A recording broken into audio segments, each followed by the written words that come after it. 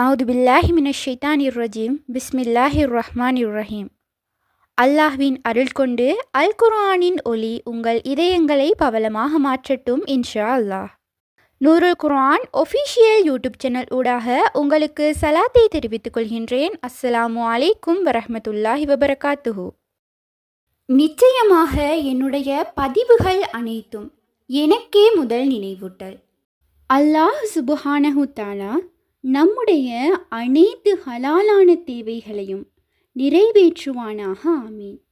நாம் அனைவரும் ஒவ்வொரு நாளும் அல்லாஹ்விடம் ஏராளமான பிரார்த்தனைகளை இருக்கரமேந்தி கேட்டுக்கொண்டிருக்கின்றோம்.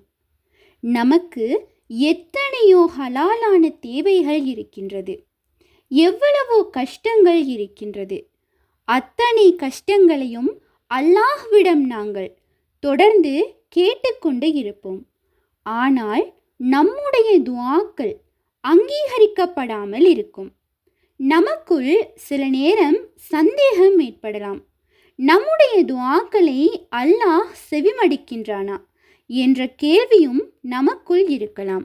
இந்த அனைத்து கேள்விக்குமான ஒரு விடையாக இன்ஷா அல்லாஹ் இந்த காணொளி அமைந்திருக்கும். நாம் கேட்கக்கூடிய துஆக்கள் சில நேரத்தில் அங்கீகரிக்கப்பட்டு விடும். ஆனால் சில துஆக்கள் பல நாட்களாகியும் பல வருடங்களாகியும் இன்னும் அங்கீகரிக்கப்படாமல் இருக்கும். அதற்கான காரணம் அல்லாஹ் சுப்ஹானஹு தஆலா நம்முடைய பிரார்த்தனையை அங்கீகரித்தால் அது நமக்கு தீங்கு விளைவிக்கக்கூடியதாக இருக்கலாம். அதனால்தான் அந்த பிரார்த்தனையை அல்லாஹ் சில நேரங்களில் தாமதப்படுத்தலாம். அல்லது அந்த பிரார்த்தனையை நமக்கு அல்லாஹ் மறுமையில் தருவதற்காக வைத்திருக்கலாம். இப்படி பல காரணங்கள் இருந்தாலும் அல்லாஹ் சுப்ஹானஹு தஆலாவிடம் நம்முடைய பிரார்த்தனைகள் சென்றடைகின்றதா என்ற கேள்வி இருக்கின்றது. அப்படி எந்த ஒரு சந்தேகமும் வராமல் இருக்க துஆக்களை கேட்பதற்கு முன்னால் செய்யக்கூடிய சில விடயங்களினை பார்க்கலாம். இன்ஷா அல்லாஹ் அடுத்த முறை நீங்கள் துஆ கேட்கின்ற போது கட்டாயம் இந்த விடயங்களை பின்பற்றி கொண்டால் அல்லாஹ் சுப்ஹானஹு தஆலாவிடம் பிரார்த்தனைகள் நிச்சயமாக சென்றடைந்து நம்முடைய ஹலாலான தேவைகளை அல்லாஹ் சுப்ஹானஹு தஆலா மிக விரைவாக நிறைவேற்றி தருவான். அந்த வகையில் முதலாவதாக நாங்கள் பிரார்த்தனையில் ஈடுபடுவதற்கு முன்னர் உறுதியான ஈமானோடு இருக்க வேண்டும். அல்லாஹ் இந்த விடயத்தை நமக்கு கபூலாக்கி தருவான் என்று உறுதியான ஈமானோடு எம்முடைய பிரார்த்தனையை ஆரம்பிக்க வேண்டும். அடுத்ததாக நாங்கள் பிரார்த்தனையில் ஈடுபடுகின்ற போது அல்லாஹ்வை புகழ்ந்து ஆரம்பிக்க வேண்டும். அதிகமாக திக்ர் செய்ய வேண்டும். சுப்ஹானல்லாஹ், அல்ஹம்துலில்லாஹ், அல்லாஹு அக்பர், சுப்ஹானல்லாஹி வபிஹம்திஹி, இப்படியான அல்லாஹ்வை புகழக்கூடிய ஏராளமான திக்ருகள் இருக்கின்றது. குறைந்தபட்சம் இந்த திக்ருகளை 10 தடவையாவது ஓதிக்கொள்ளுங்கள். அடுத்ததாக நபிகள் நாயகம் ஸல்லல்லாஹு அலைஹி வஸல்லம் அவர்கள் மீது சலாமும் சலவாத்தும் கூற வேண்டும். சிறந்த சலவாத்து என்று சொன்னால் தொழுகையில் அத்தஹியாத்துடைய நிலையில் ஓதக்கூடிய சலவாத்து, அல்லது குறைந்தபட்சமாக அல்லாஹ்வினுடைய சாந்தியும் சமாதானமும் நபிகள் நாயகம் ஸல்லல்லாஹு அலைஹி வஸல்லம் அன்னவர்கள் மீதும் அவர்களுடைய குடும்பத்தார் மீதும் உண்டாகட்டும் என்று ஓதிக்கொள்ள வேண்டும். அடுத்ததாக நம்முடைய நலவுகளை நினைவுபடுத்தல். உதாரணமாக நாம் இதற்கு முதல் செய்த ஏதாவது ஒரு நன்மையான காரியத்தை அந்த நேரத்தில் நினைவுபடுத்த வேண்டும். யா அல்லாஹ், உன் நலவை நாடி நான் ஒரு ஏழைக்கு உணவளித்தேன். யா அல்லாஹ், உன்னுடைய நலவை நாடி நான் ஒருவருக்கு உதவி செய்தேன். இப்படியாக அல்லாஹ்வுக்காக நாம் செய்த ஒரு நலவை இந்த இடத்தில் நாம் நினைவுபடுத்த வேண்டும். அடுத்ததாக தீமையான காரியங்கள் செய்வதனை விட்டும் விலகியதை நாம் நினைவுபடுத்த வேண்டும். உதாரணமாக கூறப்போனால், யா அல்லாஹ், எனக்கு ஒரு இக்கட்டான சூழ்நிலை அமைந்திருந்தது. அந்த சூழலில் நான் தவறு செய்யக்கூடிய எல்லா வளங்களும் இருந்தது, எல்லா வாய்ப்புகளும் இருந்தது. ஆனாலும் நீ பார்த்து கொண்டிருக்கின்றாய் எனும் ஒரே காரணத்துக்காக, உன்னில் கொண்ட பயத்தின் காரணமாக நான் அந்த பாவத்திலிருந்து விடுபட்டிருந்தேன் என்று ஏதாவது ஒரு காரியத்திலிருந்து நாங்கள் விலகியதனை அந்த இடத்தில் நாங்கள் நினைவுபடுத்த வேண்டும். அடுத்ததாக நம்முடைய நிலைமையை உணர்த்துவது.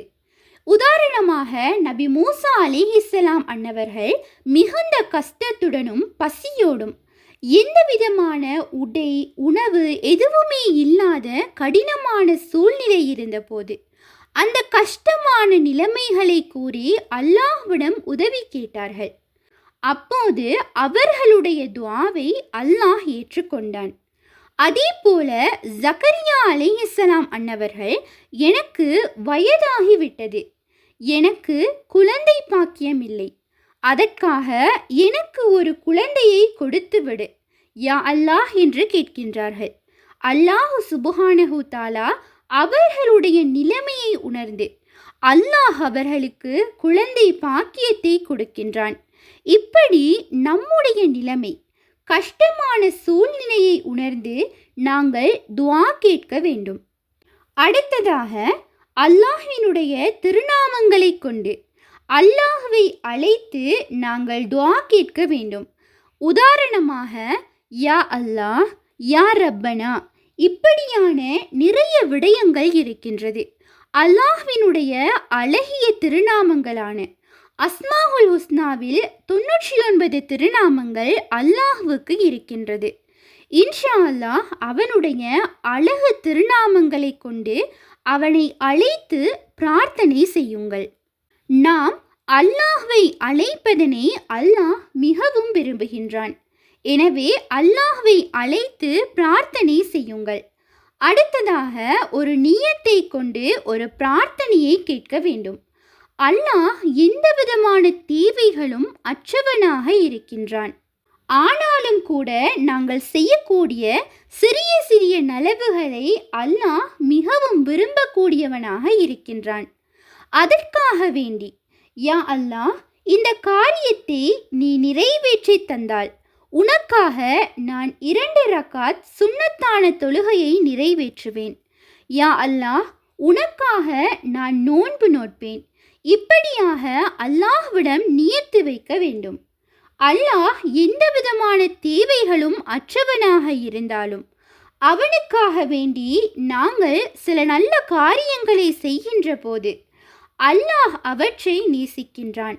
அதற்காக வேண்டி இன்ஷா அல்லாஹ் நாங்கள் துஆ கேட்கின்ற போது ஒரு நியத்தின் மூலமாக ஒரு துஆவினை கேட்க வேண்டும். அந்த துஆவும் அல்லாஹ்விடம் சென்றடையும்.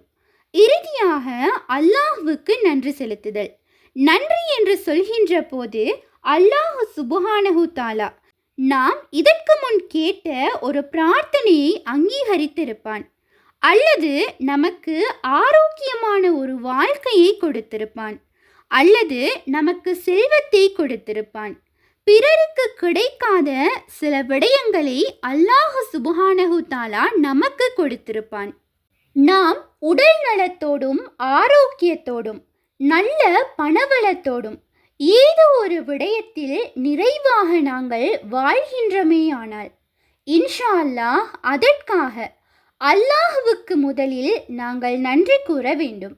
இப்படியாக நன்றி கூறி நம்முடைய துஆக்களை நாம் ஆரம்பிக்க வேண்டும். மேலே கூறிய இந்த 9 விடயங்களையும் நாங்கள் செய்துவிட்டு நம்முடைய பிரார்த்தனைகளை நாம் ஆரம்பித்தால் இன்ஷா அல்லாஹ் நிச்சயமாக நம்முடைய பிரார்த்தனைகள் அல்லாஹ்விடம் சென்றடையும்.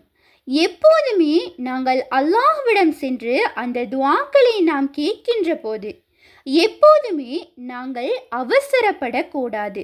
துஆக்களை மிகவும் நிதானமாக கேட்க வேண்டும், ஆறுதலாக கேட்க வேண்டும்.